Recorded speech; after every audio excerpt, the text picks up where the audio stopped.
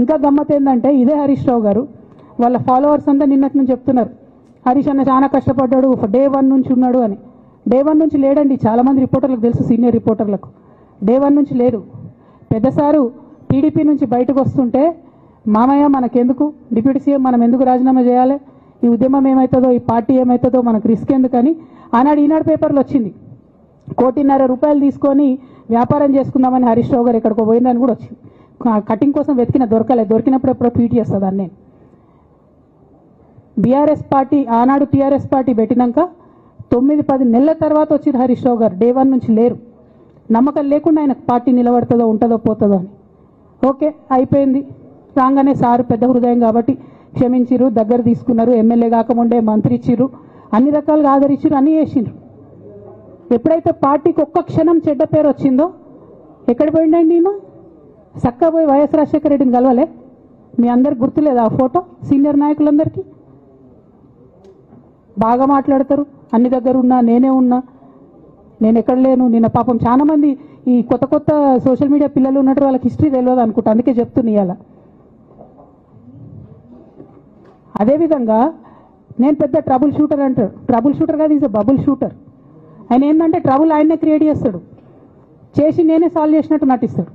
నేను latest example చెప్తా పట్టురు. నేను మొన్న దాసోజు శ్రవణ్ అన్న ఎలక్షన్ ఎమ్మెల్సీ ఎన్నికలలో బీఆర్ఎస్ పార్టీ డిసైడెడ్ ఒకటే క్యాండిడేట్ని పెడదామని.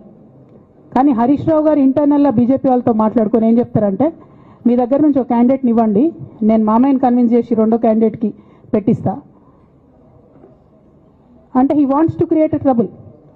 ఈ క్రైసిస్లో ఆల్రెడీ మన పార్టీలోకి వెళ్ళి 10 మంది ఎమ్మెల్యేలు వెళ్ళిపోయినాక, 38 మందిలో 10 మంది పోయినాక నువ్వు ఇంకో సెకండ్ క్యాండిడేట్ని పెడితే ఎంత కన్ఫ్యూజన్ అవుతుంది? ఎవరెవరు ఎటెట్ ఓట్లు వేస్తారు?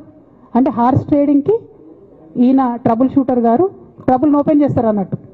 నాకెందుకో లక్కీగా ఒక బీజేపీ ఎమ్మెల్యే గారు ఫోన్ చేసి, అక్క మరి పెద్దసారి పర్మిషన్ ఉందా హరీష్ అని ఇట్లా అంటున్నారంటే, నేను డైరెక్ట్గా పెద్దసారికే ఫోన్ చేసి నాన్న మరి ఇట్లా అంటున్నారు, మనం సెకండ్ క్యాండిడేట్కి పర్మిషన్ ఇస్తారంటే, nothing doing, only Shravan will get elected, ఎవరు చెప్పారు మీకు అన్నారు. అంటే నేను ఆ విషయం వెంటనే అటువైపు కన్వే చేసిన, లేదండి మాకు అట్లాంటి ఆలోచన లేదు.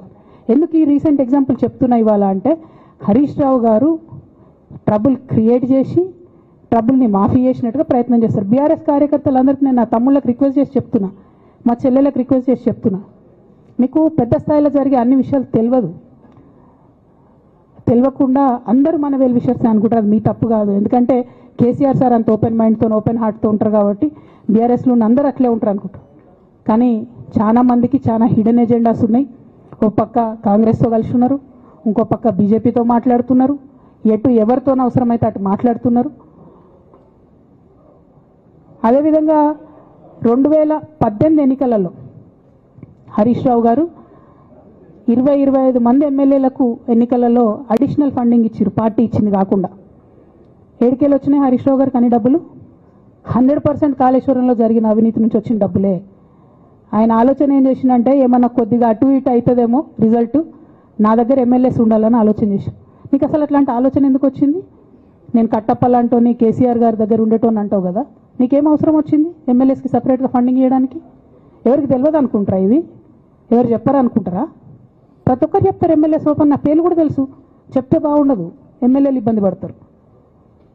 నేను అనేది ఏంటంటే, 2009లో రామన్న సిరిసిల్ల ఎలక్షన్లో మా బంధువుకు సంబంధించిన వ్యక్తులతోని 60 లక్షల రూపాయలు పంపిన హరీష్ రావు గారు రామన్నను ఓడగొట్టడానికి. నిన్నగాక మొన్న ఒక వీడియో మీరు కూడా చూసిరు, ఒంటేరు ప్రతాప్ రెడ్డి గారిది. మీ మామయ్యను ఓడగొట్టమని ఎంతంటే అంత డబ్బులు ఇస్తా అని చెప్పిర్రని. ఓ పక్క కేసీఆర్ గారిని ఓడగొట్టాలి, ఓ పక్క కేటీఆర్ గారిని ఓడగొట్టాలి, నిజామాబాద్లో నా ఎంపీ సెగ్మెంట్లో అందరు ఎమ్మెల్యేలను మేనేజ్ చేయాలి, అందరిని మన కేసీఆర్ కుటుంబాన్ని ఓడగొట్టాలి, విచ్ఛిన్నం చేయాలి. కానీ కేసీఆర్ గారి పేరుతో వచ్చేటటువంటి బెనిఫిట్స్ మాత్రం అన్నీ కావాలి. మరి ఇటువంటి వారిని నా రిక్వెస్ట్ కేసీఆర్ గారితో కేటీఆర్ గారితో, వారిని మీ పక్కన పెట్టుకొని నిజం మాట్లాడే నన్ను బయటకు పంపితే మరి పార్టీ బాగుంటుందా? దయచేసి ఆలోచన చేసుకోండి. నేనేమంటున్నా రామన్న మిమ్మల్ని అంటే, నా మీద మీకు కోపం ఉండొచ్చు, నా మీద ఏముందో ఎవరేం చెప్పారో నాకు తెలియదు. నేను మాత్రం నా ప్రాణం పోయినా కేసీఆర్ గారికి హాని జరగాలని కానీ కేటీఆర్ గారికి హాని జరగాలని కానీ కోరుకోను. అది నా నైజం కాదు. ఆడపిల్లలకు అట్లా ఉండదు. ఆడపిల్లలు ఇల్లు బాగుండాలనుకుంటారు. నా మనసుకి ఎంత గాయమైతే, నాకు ఎన్ని అవమానాలు అయితే నాకెంత ఇన్సల్ట్ అయితే, నా మీద ఎన్ని కుట్రలు జరిగితే నేను ఇట్లా మాట్లాడుతున్నది నా బాధ, ఇది నా ఆవేదన. నాన్న చూస్తలేరేంది వీళ్ళనన్నది ఆవేదన, చూసుకుంటా క్షమిస్తారేంది ఇంకెన్నిసార్లు క్షమిస్తారన్నది నా బాధ.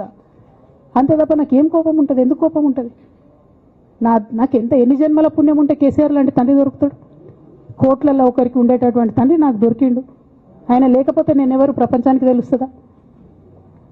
నాకెందుకు అవసరం ఉంటుంది? నాకేం కోపం ఉంటుంది కేసీఆర్ గారి మీద? నాకు టీఆర్ఎస్ పార్టీ మీద ఎందుకు కోపం ఉంటుంది? నాకు 27 సంవత్సరాలు ఉన్నప్పుడు నేను నా కొడుకుని చిన్న పిల్లగాన్ని పసిగుడ్డుని ఎత్తుకొని ఇక్కడికి వస్తే ఆ రోజు నుంచి ఈ రోజు వరకు నేను రోడ్డు మీదనే ఉన్నా, ఉద్యమాలే చేస్తున్నా, పోరాటాలే చేస్తున్నా, తెలంగాణ ప్రజల కోసం పనిచేస్తున్నా. 2014 నుంచి అధికారంలో ఉన్నప్పుడు కూడా నా ఇంటి దర్వాజాలు ఎప్పుడు తెలిసే ఉన్నాయి. ఇక్కడున్న మీడియా మిత్రులందరికీ తెలుసు. అధికారంలో ఉన్నా లేకున్నా నేను ఇట్లనే ఉన్నా.